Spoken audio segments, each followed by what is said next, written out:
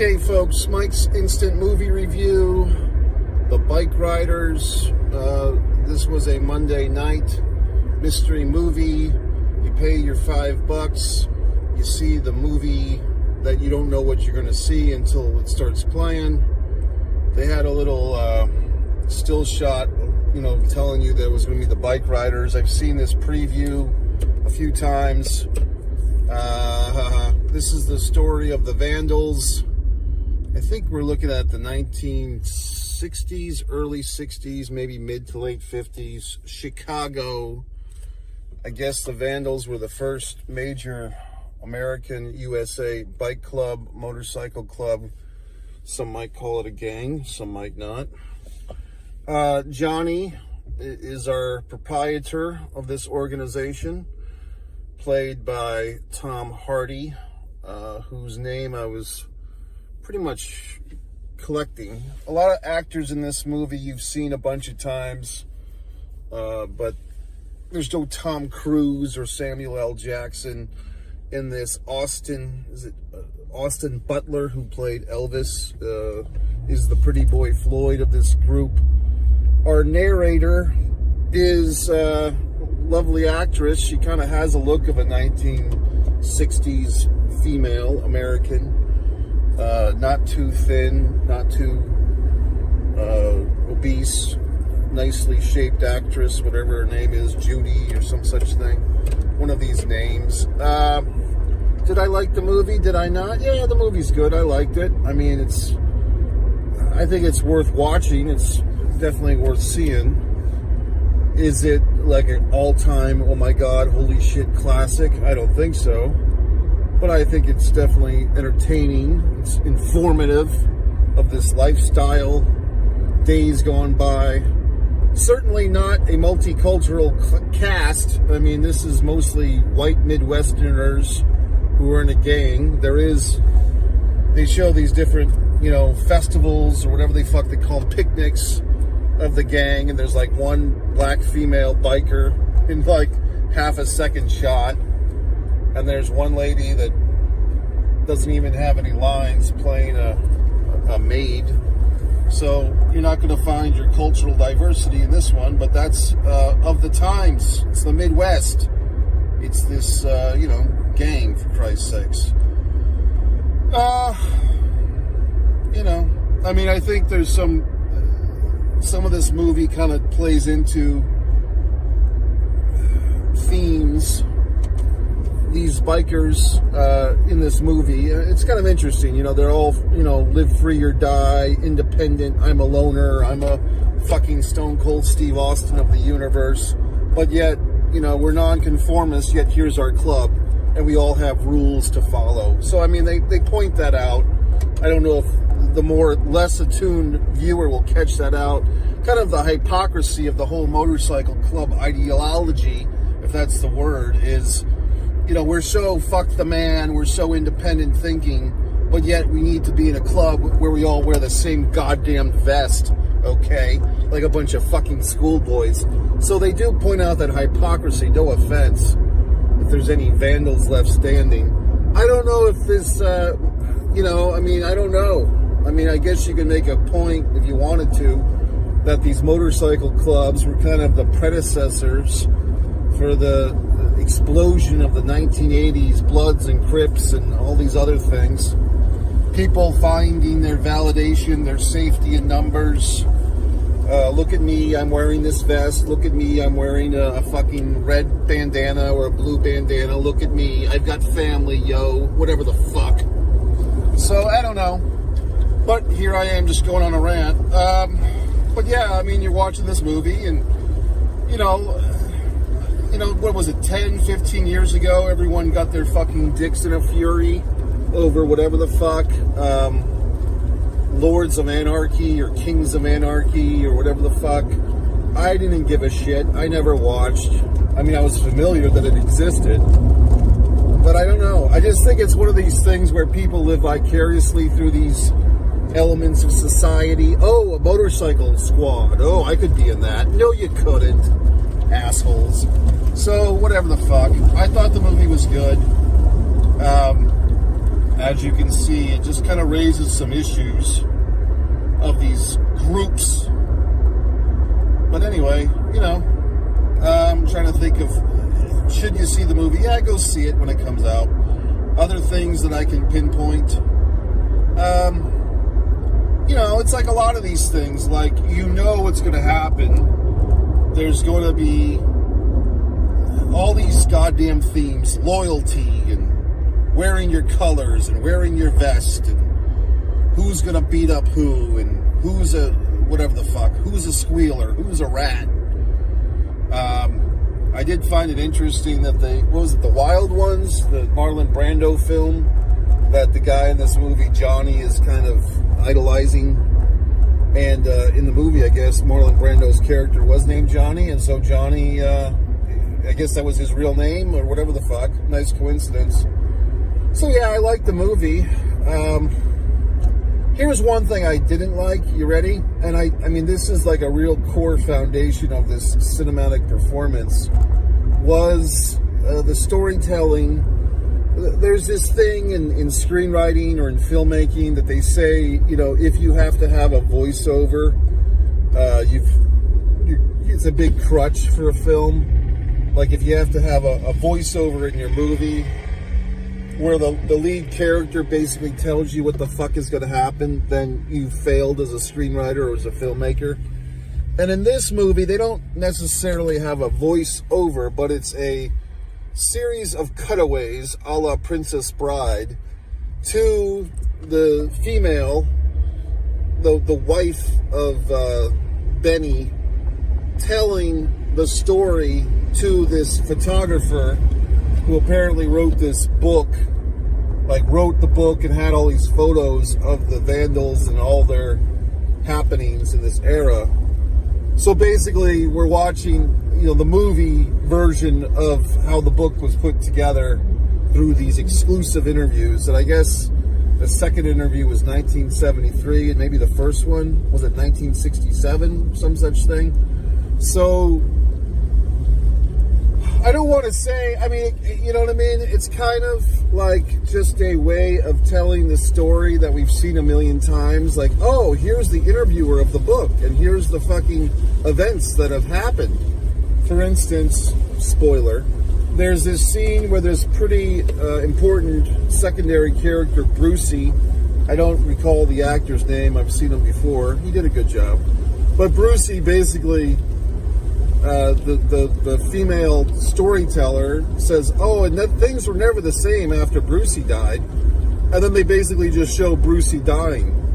But if you had made this movie in a different way, you would have just seen Brucey dying without the fucking, giving away the punchline there. You know what I mean? And I just find it to be kind of cheap and kind of convenient. Like, oh, how are we going to tell this movie? How are we going to tell this story? Well, the wife gave this interviewer guy, this photographer guy, all these anecdotes in a couple of interviews. So let's just recreate the interviews of her doing that. Lazy. Hate to say it. It's just lazy. I mean, yes, you could say, okay, that's historically accurate. But that's kind of why I liked the Elvis movie from 3 or 4 years ago, and other people did not like it as much as I did. But I liked the fact that it was taking some chances with the biopic, the Elvis movie I'm talking about, with Austin Butler, like the high-frequency, rapid editing. We've heard enough of the goddamn Elvis story a million fucking times. So taking some chances with the editing, with the storytelling. Yes, I know that Tom Hanks was kind of a faux pas with the fucking Colonel character, Tom Parker, or whatever the fuck. But I guess with a story like this, it kind of felt like La Bamba from 1987. Like, oh, here's the story, and here's what happened, and you know what I mean? I just felt like on the nose, okay? If you know what that means. On the nose means, I went to the supermarket and I bought milk. No subtext, no interesting slant on the procedure, just telling us what happened. And that's what kind of this movie felt like to me. Like, okay, good acting, good cinematography, everything's there. It's just, and it's good, it's entertaining, it's informative, and there's nothing wrong with it. But is it, at this point, seeing so many movies like I do, being such an educated film viewer as I am, and a filmmaker myself, that you can see my wonderful films on One Man and a Camera Films, I need something more, folks. I need something more than just a good old standard movie to get me excited. And I kind of feel like, yes, this was a good movie, but is it a classic? Is it something that takes some chances? Is it something that took some risks with its filmmaking stylings? Abso-fucking-lutely not. It was standard issue. It was, okay, this is fine, but it wasn't anything to sing a song about. It wasn't anything that rocked my goddamn world, okay? I'm just being honest. I'm just telling you the facts of the matter, kids. It was good. It was fine. I mean, but is it something that's going to, I'm going to go out and people are going to get fucking the Vandals tattoos on their ass or the Bikeriders poster on their fucking wall? I don't think so. I think it's just a movie that was good, and it was competent, and it served the story, and there's nothing wrong with it. But I feel like with this exciting material that they could have done something, I don't know what they could have done, but something a little bit more, okay? I just feel that way. I feel like there's enough interesting stories that we see in this movie that if some bigger thing could have happened, or some chances with the actual process, the narrative, I think they could have done something really special here. But in a sense, unlike kind of the same quandary that the actual people are in, you're supposed to be a rule breaker, but you're following the goddamn rules. We have to be true to this story. And the woman told the photographer all these anecdotes, so now we're just going to film scenes of the woman telling the photographer these anecdotes. Okay. You know what I mean? It's just, for this live free or die mentality, I'm not seeing a live free or die filmmaking experience. I'm seeing a very traditional cookie cutter experience. Similarly, I felt that way about Aretha Franklin movie 3 or 4 years ago. I did a nice review on that. Respect. I thought the movie, that's the title of the film, the Aretha Franklin biopic, it was fine. The performance by Jessica Hudson, I believe that's her name, Jennifer Hudson, not Jessica, for Christ's sakes. I thought Jennifer Hudson was going to win an Oscar, or at least get nominated for her portrayal of Aretha Franklin. She did not get such a nomination. I was a little stunned and shocked. But I felt like that movie was kind of cookie cutter. The movie itself was just, here's all the events that happened that we're going to put in the movie, and we're going to film the scenes, and we're going to edit them, and put a nice music behind it, and there's your movie. I feel like the movies that stand out from the pack, whether you want to go way back in time and say, Pulp Fiction, 1994, or, whatever the fuck, say Citizen Kane 75 years ago, whatever that was. I think the movies that really stick out as legendary, iconic movies take some chances with the narrative. You know what I mean? And as we see more and more films every year, the audience, we get a little bit bored. And even something like this, where I never sat there and once watched Sons of Anarchy, or whatever the fuck, I guess that's what it was called. I never sat there and watched it like an asshole.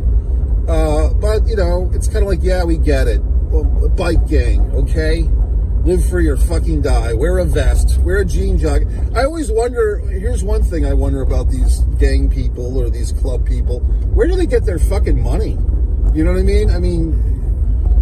Are they all mechanics? Are they all part-time mechanics? How many part-time mechanics do you need? You know what I mean? In the world.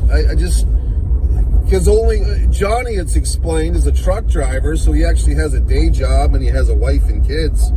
But where's everybody else? How are they getting their money to support this they're buying a bologna sandwich or buying a malt soda or a soda pop or a Dr. Pepper or their engine parts or whatever the fuck. How do these bikers live? They don't really show any of these bikers actually working, you know what I mean? Or they're not stealing from anybody, but they always have $1 in their pocket to buy a beer. You know what I mean? I don't know. So I guess I'd like some particulars here, people. But, you know, like I said, I have no ill will towards the biker community. I give them credit. You know, live free or die, all that happy horse shit.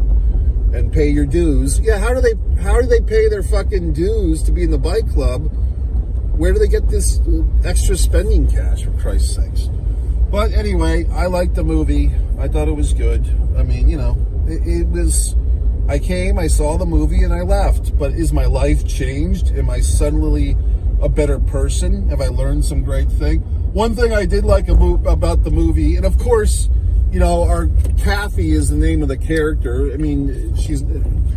One thing you can say is it does give you some thoughts into the female mind of this time. Like, you know, she wants to be the good girl, but she wants to, she being Kathy, the wife of Benny, she wants to take the guy who doesn't give a shit about anything and break his spirit, make him a fucking house husband. And spoiler, eventually she does, because they ride off to Florida, which was funny because here I am in Florida watching the film, and basically she's got her wish. She's tamed the shrew. She's tamed the wild stallion and made him a gelding, and, you know, now he doesn't ride his bike anymore. Now he sits in the fucking driveway with some cousin or whatever the fuck, smoking a cigarette, looking pretty. So she gets her wish. She's castrated her wild man into a house husband. So I don't know. I mean, it is what it is. The movie was good. I don't know if I'm dramatically changed. I mean, it's one of those deals. All the actors were good. I mean, Tom Hardy definitely has a cool look. I haven't watched the movie. Was he the guy that played Bane in those? I didn't like that Dark Knight Returns or whatever the fuck, or the Dark Knight Rises. Was he Bane in that? Because I thought that one was a horse shit of a Batman film. But I did like him.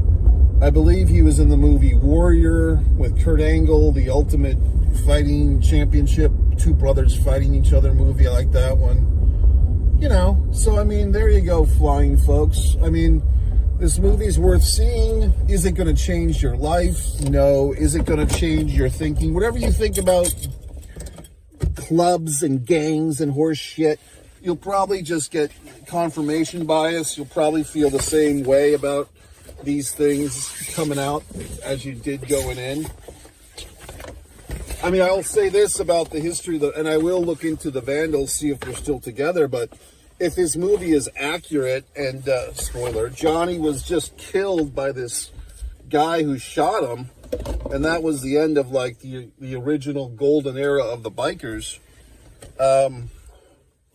Why didn't any of Johnny's supposed brothers, you know, his family, why didn't they ever stick up for him? Why didn't they say, hey, asshole, you shot our leader, now we're going to get a hold of you? Instead, they all fell in fucking line.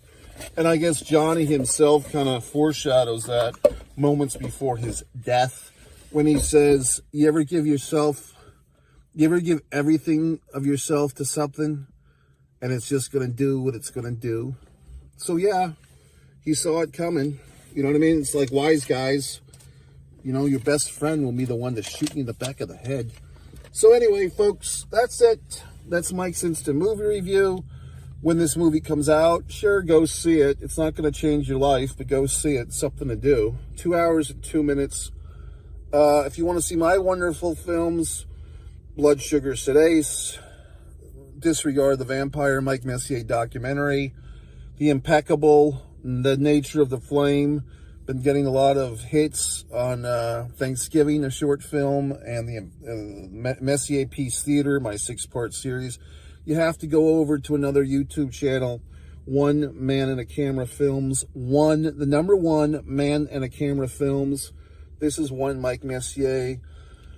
MikeMessier.com has all my novels, books, and so forth. One artist, Mike Messier, and one pro wrestling and sports fan YouTube channel.